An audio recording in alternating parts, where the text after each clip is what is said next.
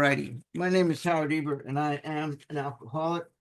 I'd like to welcome everybody to week number, I believe it's 33. Yep, week number 33 of this current cycle. We are in how it works. We've spent a couple of weeks talking about the history, what the climate was when this chapter was written, how it was written, what the myths were at the time, what the actual facts probably are. Doesn't make much difference in the end because the what is contained in the book is what's important, not how it got there, whether it's factual or fable. It's important that it's in there. And we last week spent some time going through the 12 steps on page 59 and 60. And we kind of broke it down into different categories. We broke it down into the 5 C's of the Oxford groups, the confidence, confession, conviction, conversion, and continuance. And then we broke it down into categories by spiritual, mental, and physical. And we ended with the 12th step. And I want to just pick up at that point today, because what we talked about last week was the fact that the 12th step is a 3-part step. A promise, the greatest promise we offer the newcomer, a spiritual awakening as a result of these steps. What is that? Well, I came in here restless, irritable, discontented, filled with guilt and shame and remorse, running on this handful of defects. And I worked these first 11 steps, and I'm not like that anymore. More often than not, I tend to be tolerant, compassionate, patient, forgiving, humble, with love and goodwill towards my fellow man. And if that isn't a radical change in personality, I don't know what is. And it happened as the result of working these steps. And that's what's promised to me. But nothing in life is free. So in the second part of the 12th step, I'm being charged. I'm being handed a bill. I'm being charged with the responsibility to tell you of my experience and to help you to have the same. And that's the charge of the second part. And the third part of the step is the greatest challenge of all, to practice these principles, these steps in all of my affairs. Can I put these 12 steps to work in my home, in my car when I'm driving, in traffic, when I'm in the grocery line, the express line, and I've got 3 items and the old lady in front of me has a cart full of 100 items? How's my program working now, Howard? So that's the greatest challenge of all, that third part of the 12th step. And what I also wanted to briefly touch on is some of the changes that have taken place in the 12th step. We're all pretty familiar with the fact that originally it said, having had a spiritual experience. The experience word was changed to awakening in the first edition, second printing, which was March 1941. The book was first published in April 1939, and then a little over about a year later, in March of 1941, I'm sorry, almost 2 years later, they changed the word to awakening. They added the spiritual experience appendix in the back, although it was not called spiritual experience appendix. It was just appendix 2. And they also changed the wording of the 12 steps, which said, as a result of these steps, was changed to as a result of those steps, was changed in that second edition, second printing of the first edition. It was eventually changed back, as we all know. And most important here is to bear in mind that that kind of nonsense can't happen again. Because in, I believe it's 1976 World Convention, it was decided that any changes to the steps, traditions, concepts, basically the first 164 pages of our book, require written approval by 75% of groups worldwide. You try and get 75% of your home group to agree on what kind of creamer to have for the coffee. So getting the worldwide population of AA 75% to agree is an impossibility. At least I think so, rationally, reasonably. So that's not going to happen. These changes will not be reversed again and again and again. They're in stone. That's it. So let's go back. Let's continue. We're on page 60, paragraph 1, the first full paragraph. After we read through the 12 steps, many of us exclaimed, "What an order! I can't go through with it." When I first read this back in 1983, the way I read it was, "What? An order? I can't go through with it." Because that was my mindset. You tell me something and I'm going to do the opposite. Don't give me orders, because orders are only going to get reversed in my mind. If you want me to do something, tell me to do the opposite, and I might do what you actually want. So in any case, most of us explained, "What an order. I can't go through with it." Don't be discouraged. No one among us has been able to maintain anything like perfect adherence to these principles. Remember, he says, don't be discouraged. Remember back on page 25 when Bill said there is a solution and not any of us liked it, that we're going to be asking you to do things that you don't like doing. So he's just reinforcing that here. We know you don't want to do it. Don't be discouraged. There's a good reason for doing these things. And he says, we are not saints. And please highlight the rest of this paragraph. In fact, I'm going to suggest you underline this first sentence. The point is that we are willing to grow along spiritual lines. Please circle that word, spiritual. In other words, we're going to make mistakes. We're human beings. We're going to make mistakes, but we try and grow along these spiritual lines, these spiritual principles that we're starting to pick up on. In fact, on the next page, we're introduced to one of the first one of them, but the spiritual principles of tolerance, compassion, patience, forgiveness, love, humility, all of those spiritual principles we try to live by. Those are the guidelines that we're trying to live by. The principles we have set down are guides to progress. And whenever you see that word principles, he's usually referring to the steps. So the steps we've set down are guides to progress. Please make note of the following sentence. It says we claim spiritual progress rather than spiritual perfection. Please circle the word spiritual twice. Spiritual.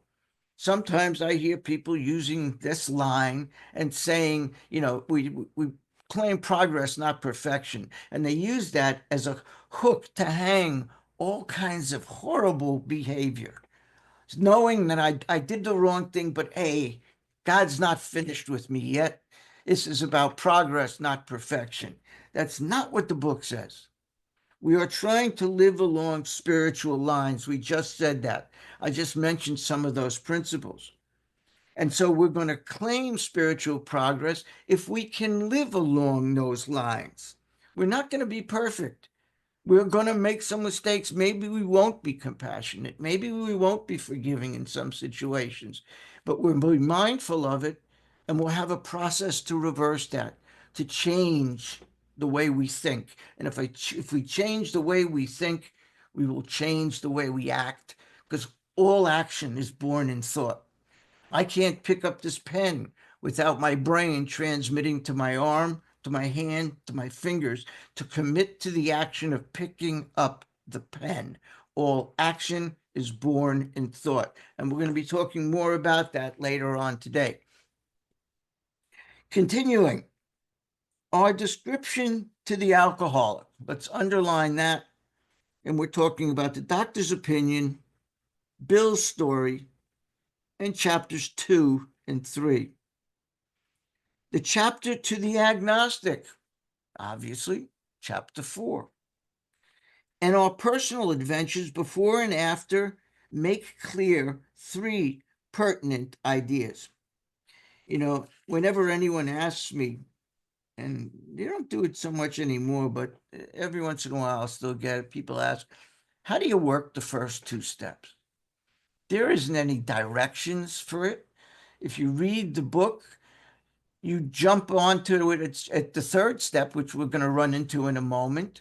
But where is the first? Where is the second step? How do you work those steps? Well, the answer is simple.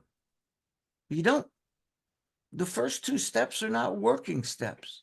The first two steps are conclusions of the mind that we come to as a result of reading the description to the alcoholic, the alcohol to the agnostic, personal adventures. In other words, by reading a doctor's opinion, chapters 1, 2, 3, and 4, we come to certain conclusions of the mind.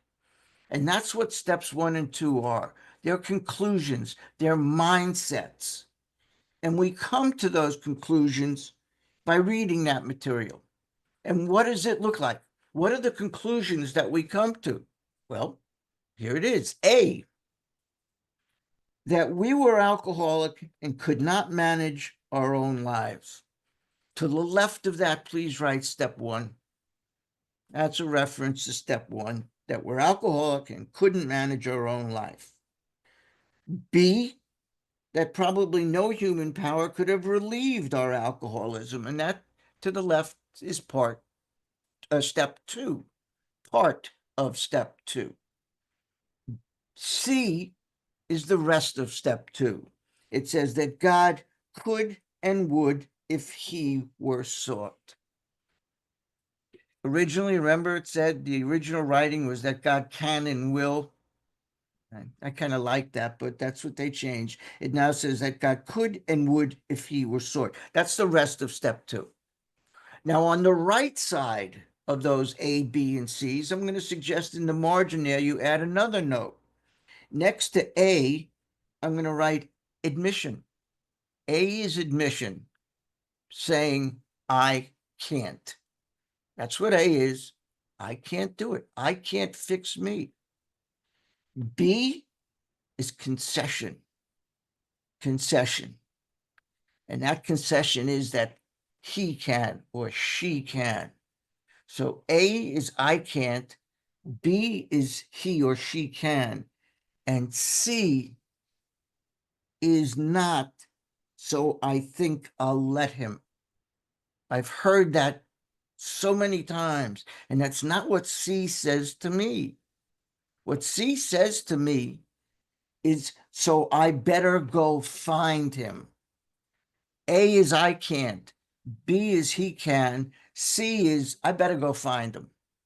Not I think I'll let him, because the wording says could and would if he were sought. Sought means action. I'm going to find that power. That's what C is about. So, and I'm sorry, and C is recognition. So A is admission, B is concession, and C is recognition. Those are the 3 things on the right. You got to go? I love you. Okay. Being convinced we were at step 3. Please underline and highlight that. If we have read those chapters, doctor's opinion, first 4 chapters, come to these conclusions, A, B, and C. If we are convinced of those things, then we're at step 3. It doesn't mean we've taken it. We're on the doorstep. We're about to knock on the door. We're at step 3. Being convinced, we're at step 3, which is that we decided. Please underline that word, decided. Decided. Doesn't say we made a resolution. It said we decided. Remember back in the doctor's opinion, it says that we made many a resolution, but never a decision, because a decision is followed by action. A resolution is not. So when we say we are convinced that we decided to turn our will over, it means, action is now going to follow. And what is the action? We're going to turn our will, which is our thinking process, and our lives, which is our actions, the sum total of our life is a collection of our actions, over to the care of God as we understood him. We're going to turn our lives, our will, and our lives, not our lives and our will and our lives. Why is that important? It's not just a nit that I want to pick. It's important because, as I said a moment ago, all action is born in thought. If I want to change the actions of my life, if the actions of my life are lousy, I don't like the way my life is turning out. In order to change the actions, I have to change the thinking that led to the action. And I'm sorry, I know I'm going to alienate a whole bunch of people here, but you cannot act your way into good thinking. I hear it all the time. But think about that for a minute.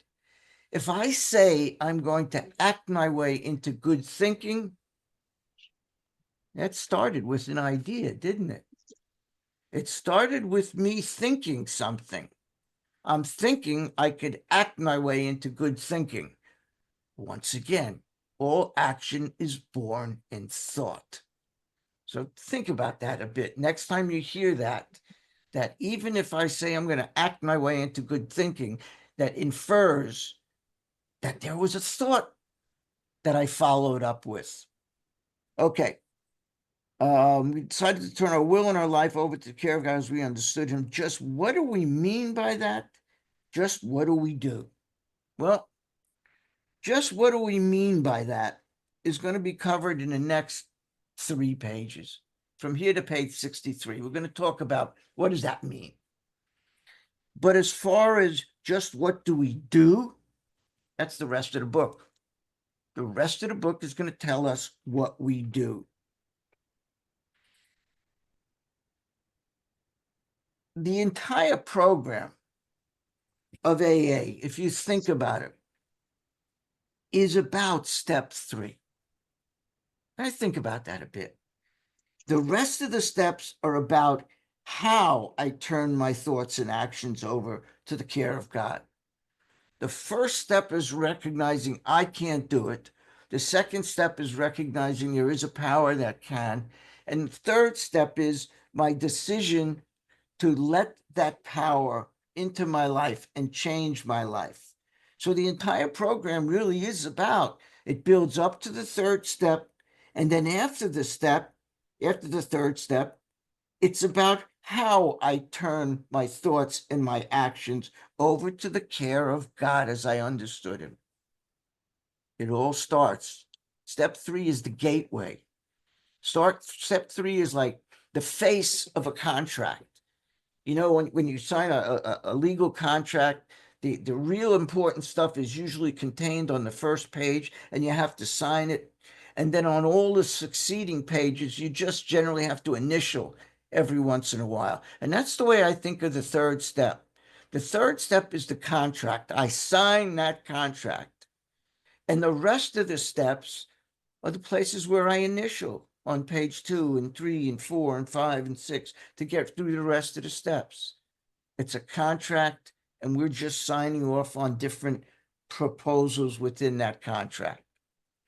The first requirement, you may want to circle a requirement in green, because requirement is a very fancy way of saying must. This is something I just learned. This is the first use and the only use of the word requirement in the first 164 pages. The only other place it's used is in the beginning of the book, in the foreword to the first edition. But once we get into the first 164 pages, the word requirement, not require or requires, the word requirement is the only place it appears. I didn't know that. I do now. See, I don't know about you, but my book is really weird. Things appear on it that weren't here before. I was reading it the other day and it occurred to me, I haven't seen that word anywhere else. And I did some research, and sure enough, the only other place it appears is in the foreword to the first edition. So, just a little fun fact. Okay, has no bearing on what we're talking about. The first requirement, and that's a must, is that we be convinced that a life run on self-will can hardly be a success. Couple of points here. We're going to be faced with this word convinced 3 times in the next few pages. The previous paragraph says something about we're convinced of A, B, and C. And so we're at step 3, right? We're convinced of those things. Here it says the first requirement is we be convinced that any life run on self-will can hardly be a success. That's quite a bold statement. It means that if I continue to run my life based on self, what's in it for me? What do I get out of it? Why should I do it? The AA opera, me. If I live my life that way, it can hardly be considered a success. If I am at the center of my world, not God-centered, self-centered, my life isn't a real success. I may gather things, but what value do I have to humanity? What good have I done for anybody else? So I have to be convinced that self is the problem, and I have to change that. That self, any life run on self-will can hardly be a success. Couple of points here. You may want to start numbering these things because there are 22 references to the word self over the next 2 pages or so, 2.5 pages. That's the first reference, self-will. I'm going to, as we go through it, I'll number them. So if you hear the numbers, that's what I'm talking about. We're counting the 22 references of self. Self. That's not by accident. It's not an accident. And please underline, any life run on self-will can hardly be a success.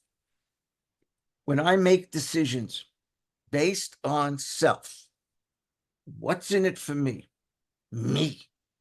What do I get out of it? What happens? I am in conflict, spiritually, mentally, and physically. I run into you. I run into these other forces because, you see, the problem with self-will is everyone's got it. And if I try and exert my self-will on you or any given situation, I'm going to get pushback because you're going to have your own plans. You're going to have your own book of the way things supposed to be. So I am in conflict with you. I collide with you. And that's what Bill is pointing out here, that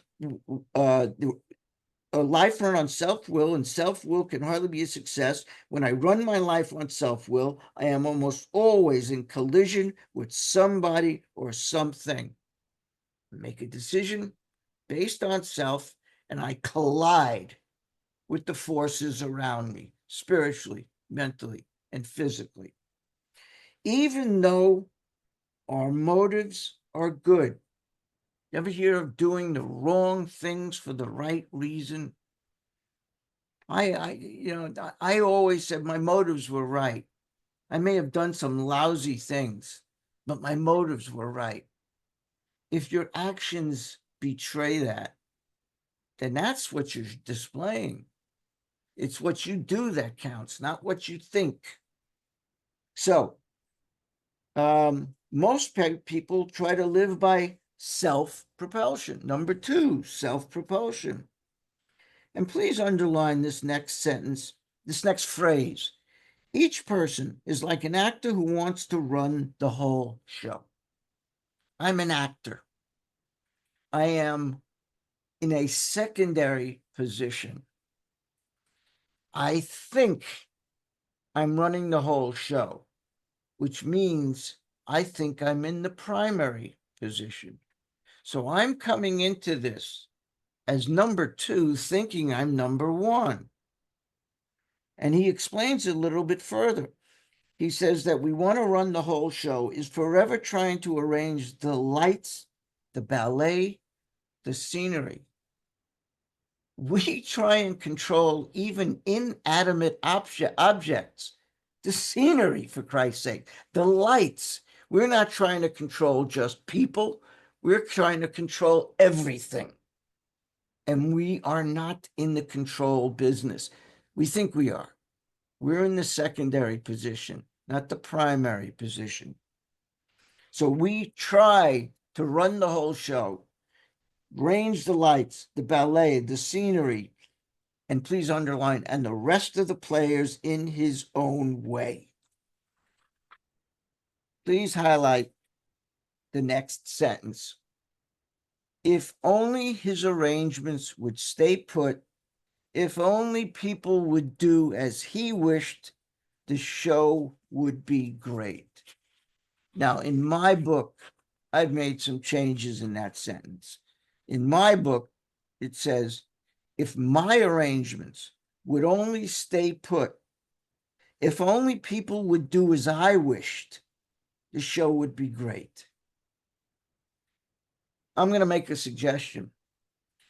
Does that sentence that I just read, does that ever describe you in the course of a day as a sponsor, as parent, as an employer, as a spouse, or as a partner?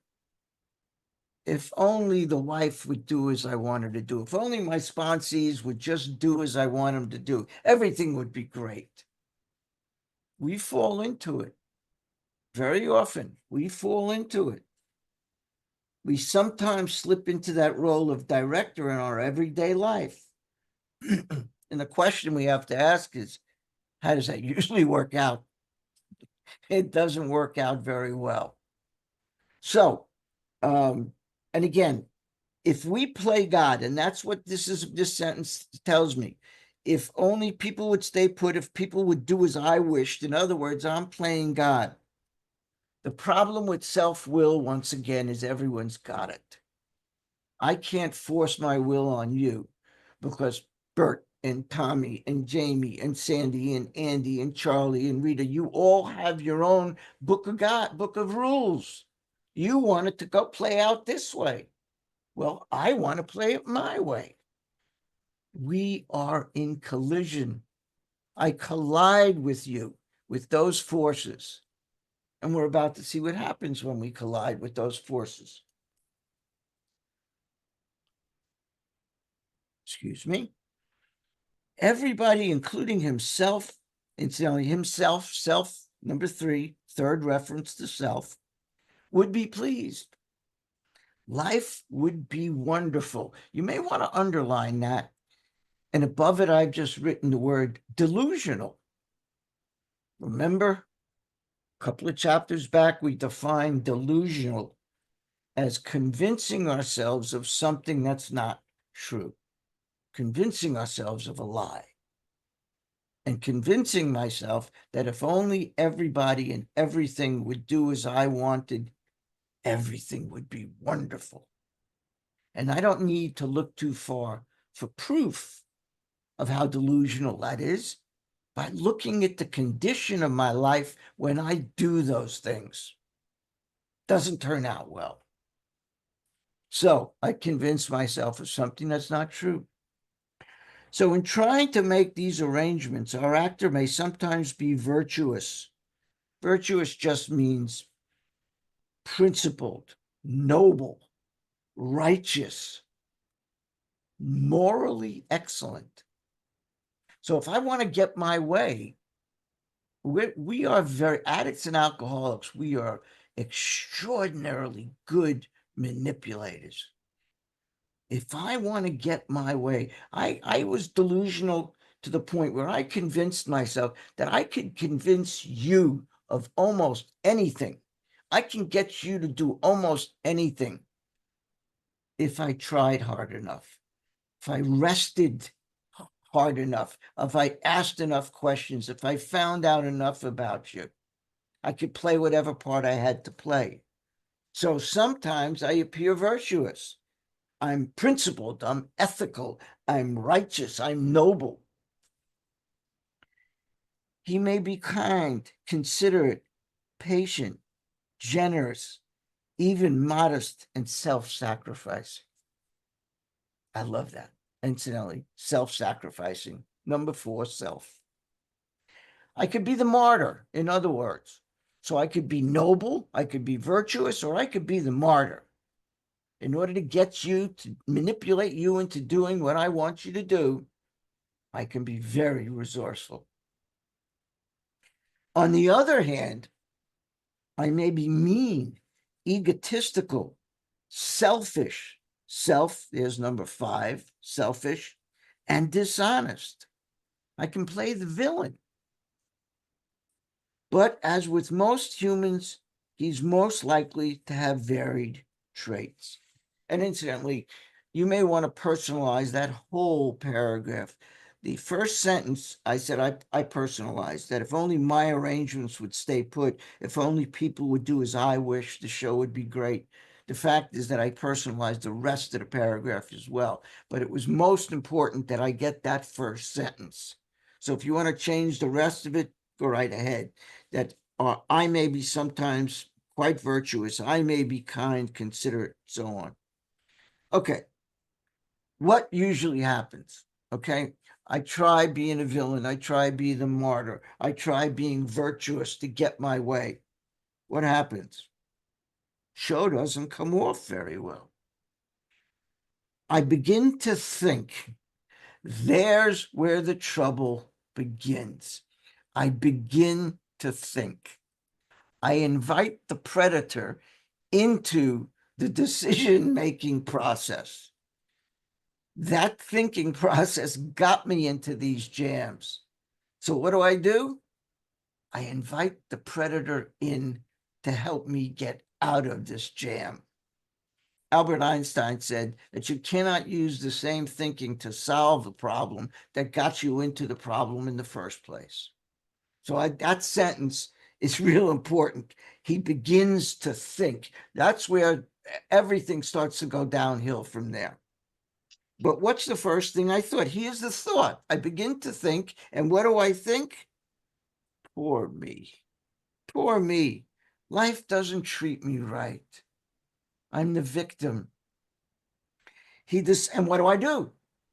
Right? Do I back down? Do I give up? No good addict or alcoholic gives up. What are you kidding? I decide to exert myself more. Self there, incidentally, is number 6. I decide that's the action I take. I think about it, and the action I take is to exert myself. I double down. It didn't work the first time, so I'm going to try twice as hard.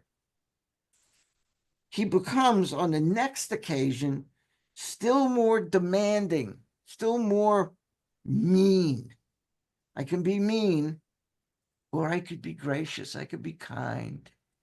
Again, I could wear a lot of hats to get you to do something I want you to do. I can be virtuous. I can be a martyr. I could be kind. I could be demanding. I could be mean. I could be gracious. As the case may be, and please underline the result.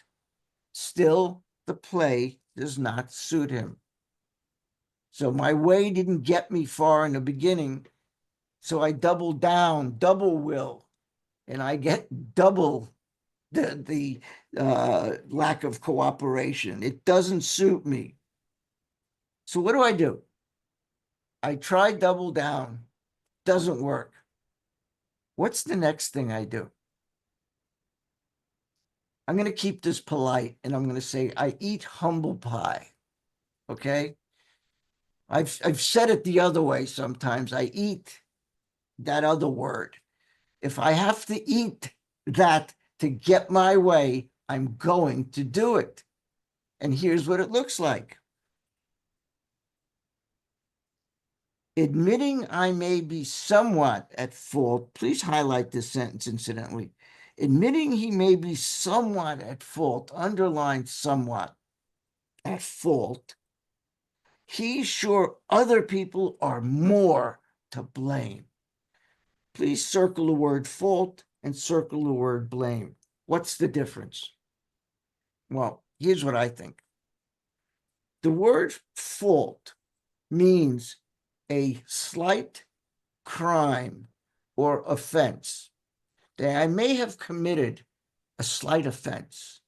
I did something wrong. No big deal. But you're more to blame because blame means responsibility for the wrong. So I may have done something to a slight offense that contributed to this chain of events, but you're the one responsible for it being wrong. So I eat humble pie and I say, I know I'm wrong here, but you're really more at fault than I am. What then? That doesn't work. So I become angry, indignant, self-pitying. Please highlight angry, indignant, self-pitying, self. Number 7, reference to self. Here's where the spiritual malady comes right out. I am maladjusted to life. I'm angry. I'm indignant. I'm self-pitying. I am maladjusted to life.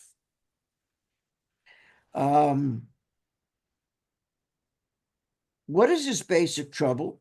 Is he not really a self-seeker? Number 8, self-reference, even when trying to be kind. And please highlight this next sentence. This is so important.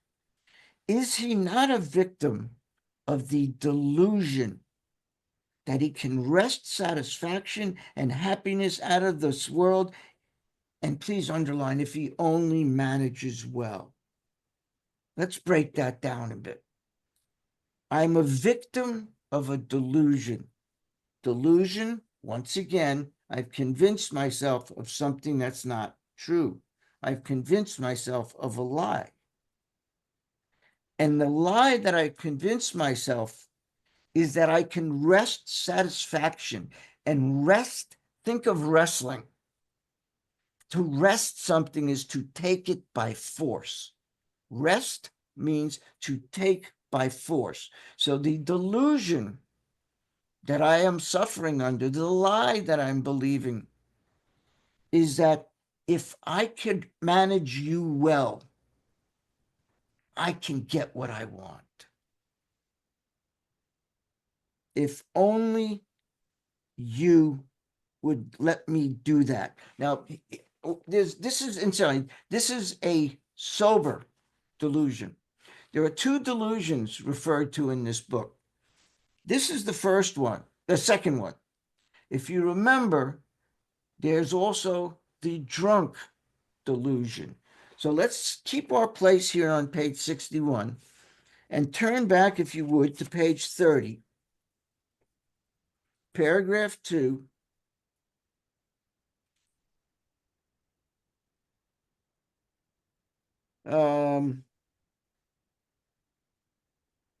Paragraph 2. The persistence of this illusion. I'm sorry. Where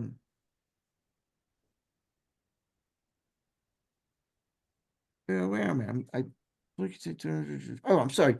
Yes, the delusion that we are like other people, or presently maybe, has to be smashed. In other words, the delusion that we can drink like other people has to be smashed. That's a drunken delusion, that I can continue to do this like other people and not pay the price. So next to that on page 30, I wrote, and probably have it from when we read page 30, that's the drunken delusion. Here on page 61 is the sober delusion, that I can wrest satisfaction if only I manage well, if I manipulate and manage well. Okay, we're back to page 61.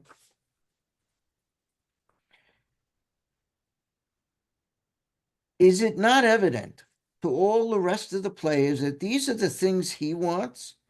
And do not his actions make each of them wish to retaliate?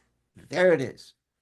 I make decisions based on self. Self will run riot. What happens when I make those decisions based on self? I collide with the forces around me, spiritually, mentally, and physically. And when I collide with those forces, I've just been told what happens. Andy, can you give me 63B? Screenshot 60, paragraph 3B. It's called Thoughts and Actions.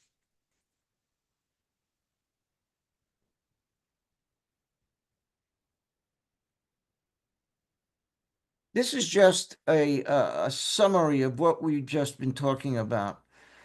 That our lives are centered on our relentless, okay, we're good, on the relentless pursuit of our own selfish desires. So as a result of these self-centered thoughts, that life based on self-will, incidentally, this is in your emails. If you got the email today, this is in it.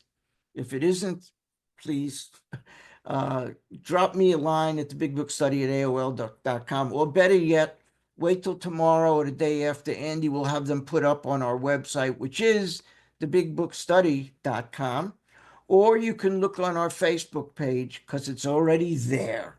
So that you can get this in any number of places. But be that as it may, it just summarizes what I've been talking about the connection between thoughts and actions. That our lives are based on these self-centered thoughts. And what happens when I make decisions based on self? We don't know what they look like yet. That's why we're going to be doing our inventory, to see those 100,000 forms of self, what they look like. And just to kind of give you a little peek, they look like being frightened, irresponsible, inconsiderate, dishonest, selfish, self-centered, judgmental. When I make a decision based on those things, I am in collision with somebody or something. In other words, I'm in conflict spiritually, mentally, physically. And when I'm in conflict, when I run into you, I step on your toes. We're about to see that. Bill tells us that on the next page. In other words, I step on the toes, I collide with those forces, and what happens? We've just been told what happens. They retaliate. They push back. You don't want me stepping on your toes. I step on your toes, you're going to push back. And what happens when you retaliate? So do I. I retaliate. And my retaliation looks like being angry, being fearful, or I act in a harmful manner. In other words, I get resentful. And here's the connection with using. When I'm resentful, my history shows me I will drink and drug over it. You ever drink or drug at somebody? Right? But I'm doing this because this son of a bitch did this and that person did that. Yeah, that's what I'm talking about. Drinking on a resentment. So I know that when I get resentful, I'm going to drink and I'm going to drug. So the action of drinking and drugging can only be eliminated if I get all the way back to those self-centered thoughts that created this chain of events and eliminate those thoughts of self. Like Dr. Jung told Roland Hazard, the ideas, emotions, and attitudes of a lifetime are cast aside, and a whole new set of principles begin to take their place. That's the connection between thoughts and actions. That's why we have to change our thinking to change our actions. We cannot change our actions to change our thinking. Every action is born in thought. All right, Andy, you could take that down. So we just read, and do not his actions make each of them wish to retaliate? In other words, to push back. And that's what I've written above the word retaliate, push back, because that's what retaliate is. It's pushing back. Get off my foot. Snatching all I can out of the show. Please highlight the next sentence. Is he not? I have this up on a plaque on my wall. Is he not, even in his best moments, a producer of confusion rather than harmony? Why is that important? Well, for one thing, it's the truth. But in my good moments, what that means to me is when my motives are good, when I have the right motives, do I not still produce confusion rather than harmony? You see, I believe God's will for me is to produce harmony. I don't think God wants me to produce confusion. I've been doing that most of my life. All around me, the whirling dervishes whirl. I create confusion everywhere I go, everything I do or did. And why I think this line is so important, why I have it in front of me on my wall here is this. It is the first hint, the first tip I have as to what God's will is for me. How do I know what God's will is? How do I know? Discernment. If you've read the book, The Soul of Sponsorship was a collection of letters from Bill to his sponsor, Father Dowling, and it's filled with Bill's doubts about discernment. How do I know it's God's will and not Bill Wilson convincing Bill Wilson that it's God's will? He struggled with that his whole life. I think we all will. But the point is, if I want to know what God's will is for me in any given situation, I'm sorry, I cannot just do the next right thing. That doesn't work for me. My thinking got me here. So just that won't work for me. Just doing the next right thing. I don't know what that is. But here's how I know. I begin to illuminate what the right thing is. Is it going to produce confusion or harmony? Simple. Is what I'm about to do going to produce confusion or harmony? Andy, can I get screen 5-8, please?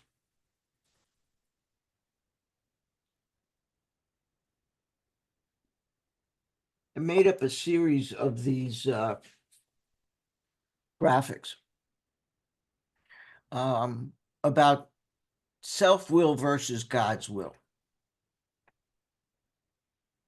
If God's going to be my director, he's going to be my principal, we have to shift our thinking from self-centered to God-centered, and we'll get to that in the next page or so. That means we're to act in a manner that's consistent with God's will. So asking about God's will is asking, what is the thing I must do in this situation to be consistent with God's will for me? So rephrase that. How do I know the difference between God's will and self-will?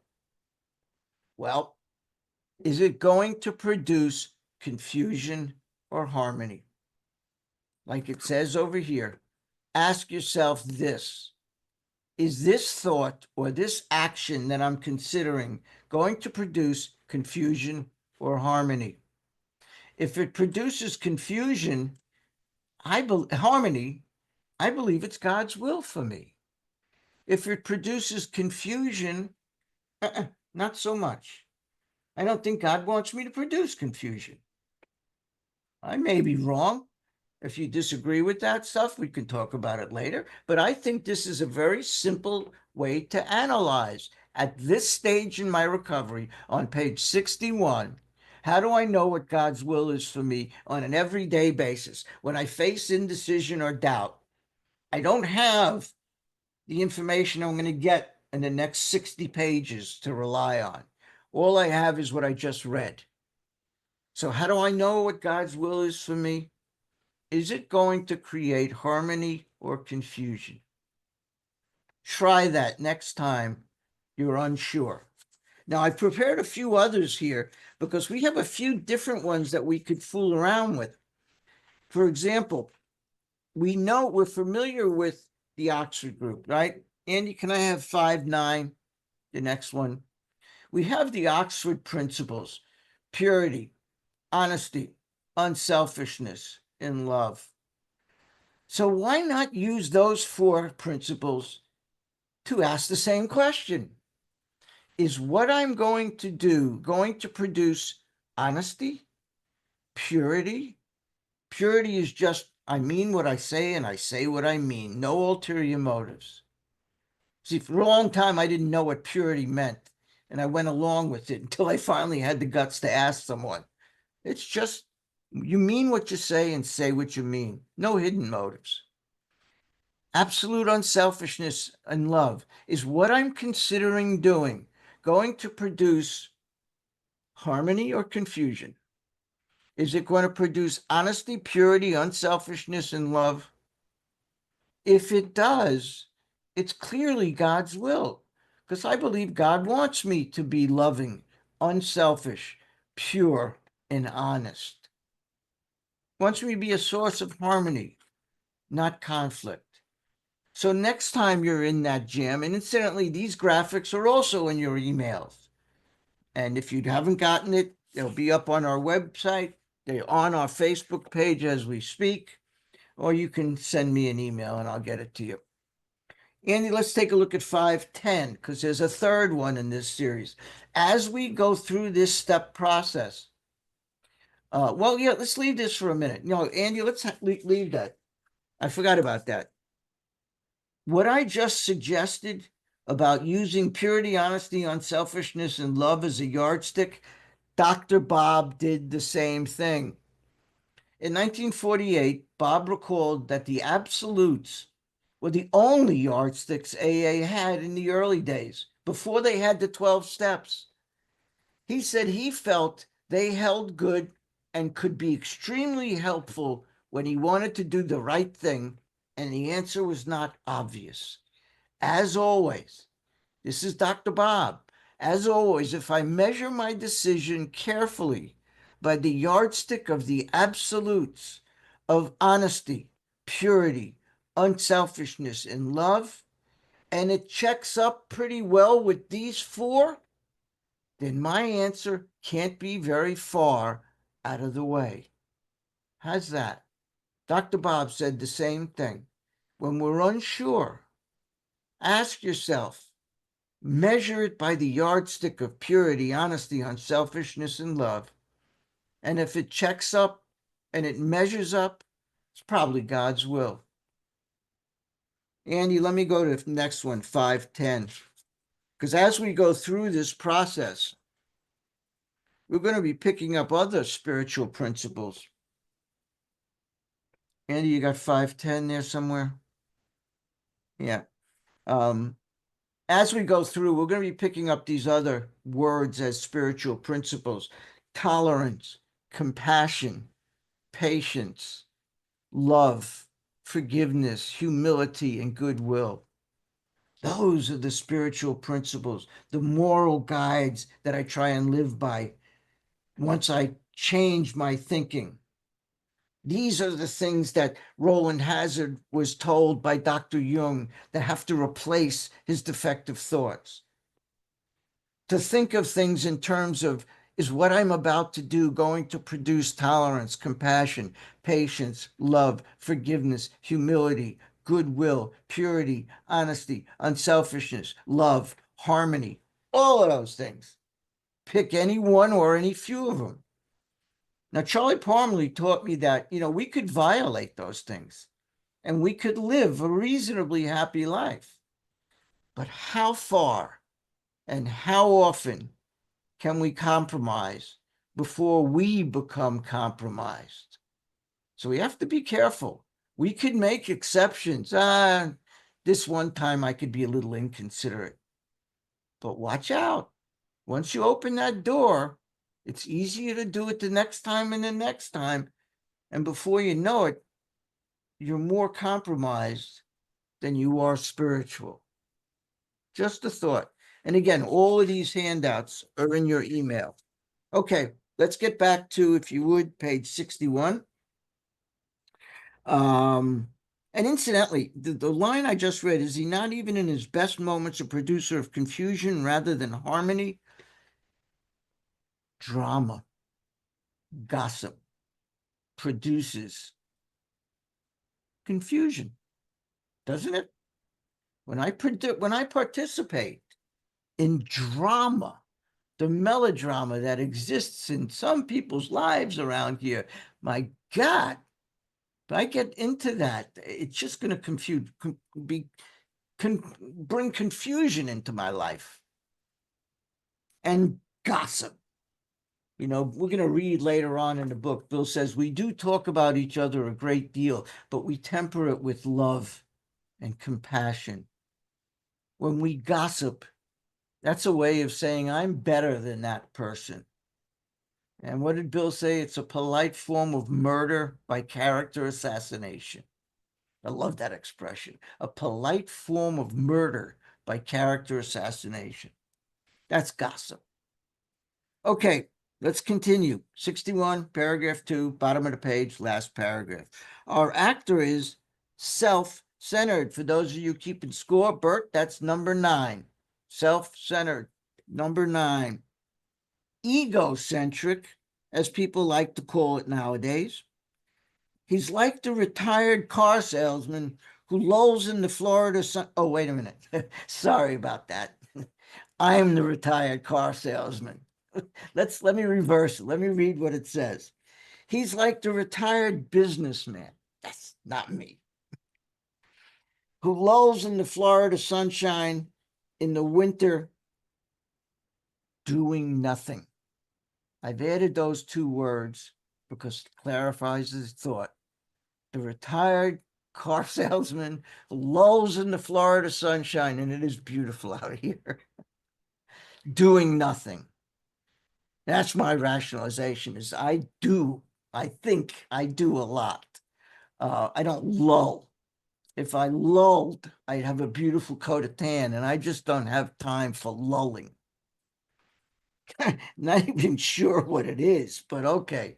I lull in the Florida sunshine, doing nothing, complaining of the sad state of the union. The minister who sighs over the sins of the 20th century, but does nothing. Politicians and reformers who are sure, please highlight the rest of this phrase, all would be utopia if the rest of the world would only behave.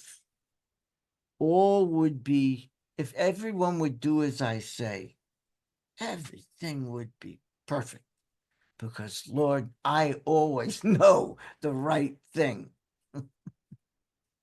The outlaw safecracker who thinks society has wronged him. In other words, he's the victim, the safecracker. Society, he robbed that safe because society did something to him. And the alcoholic who has lost all and is locked up.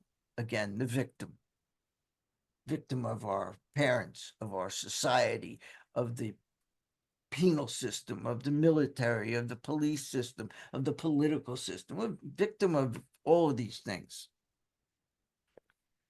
And please highlight the rest of this sentence, this last sentence. Whatever our protestations are, whatever our protestations are, not most of us concerned with ourselves, number 10, selves, our resentments, our self-pity, self, number 11. I'm going to suggest you highlight the whole next paragraph. Just make life a little easier.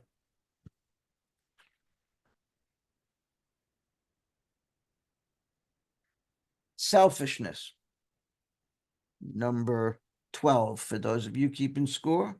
Self-centeredness, 13.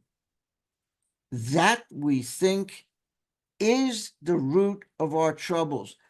Please circle the word is. It doesn't say was. is the root of our troubles. The root, oh, I forgot to put that one up. I have a graphic for that, but I don't want to take the time and dig it out now. It shows how extensive the root system is for most trees. It gives them life. The root system feeds the tree. The tree can't live without the root system feeding it. So think of our ism, our alcoholism, as the tree. And what feeds it are these manifestations of self. That's the root of our troubles. Our self fuels our ism. Driven by 100 forms of fear. Please underline that first word, driven. We'll come back to it. 100 forms of fear, self-delusion, 14. Self-seeking, 15. Self-pity, 16. And please underline this next step in the equation I showed you before. We step on the toes of our fellows and they retaliate. They push back. Back to that diagram of thoughts versus acts, thoughts and actions. Remember, we went through this. We step on the toes, they retaliate. We retaliate, and so on. But driven, that's a great word. If think of when you're being driven in a car, you're not in control. We are not in control of these things. Mark Houston had a great way of explaining this part of the book. He said he comes down from his hotel room and the limousine driver pulls up to the front of the hotel and he says, "Mr. Houston, my name is Fear. I'm going to be driving you around today. Please get in the back seat." And he drives him everywhere he goes that day. Fear drives him, and he drops him off at the hotel at night. And the next morning, a new driver picks him up, and he says, "Mr. Houston, my name is Self-Delusion. I'm going to be driving you around today. I'm your chauffeur today." And he drives him around all day. He's motivated. He's driven by his fears, his self-delusion, self-pity. When we make decisions based on self, we step on the toes of those around us and they retaliate. When they retaliate, we retaliate by getting angry, fearful, acting in a harmful manner. So Bill is saying here, we're driven by 100 forms of fear. Remember that first line, our lives are driven. Our lives are centered in our relentless pursuit of our selfish desires. That's what's motivating it. Here, we're told it's forms of fear, it's forms of self-delusion, and so on. Sometimes they hurt us seemingly without provocation. Provocation means just reason. People hurt us without reason. But we invariably, and invariably just means without fail, we without fail find at some time in the past, please underline, we have made decisions based on self. 17, incidentally, number 17, self, which later placed us in a position to be hurt. We made decisions that put us in a position to be hurt. I'll give you an example. A guy was sharing a story at a meeting that how can we put this? He was operating an after-hours pharmaceutical exchange business. He was dealing drugs, okay? And at 3 a.m, he went through an intersection and he got T-boned. Somebody blew a stop sign, slammed into his car, T-boned him. Turns out the guy who hit him was an illegal alien, didn't certainly have a driver's license, even an international driver's license, didn't have insurance, and he was driving a stolen car, okay? The guy who got hit made it his life's mission to get that guy as much punishment as he could get him thrown out, get him in jail, get him this, get him that. And his sponsor, when he told him this, said, wait a minute, let's back up a second. What were you doing at that intersection at 2 a.m? You were dealing drugs. You put yourself in a position to be hurt. That's exactly what Bill is pointing out here. We make decisions that put us in positions to be harmed. And I'm going to stop at that point. We have a few minutes left. We can do some questions or chats if you like. Andy, you could stop the recording and we'll go by a show of hands.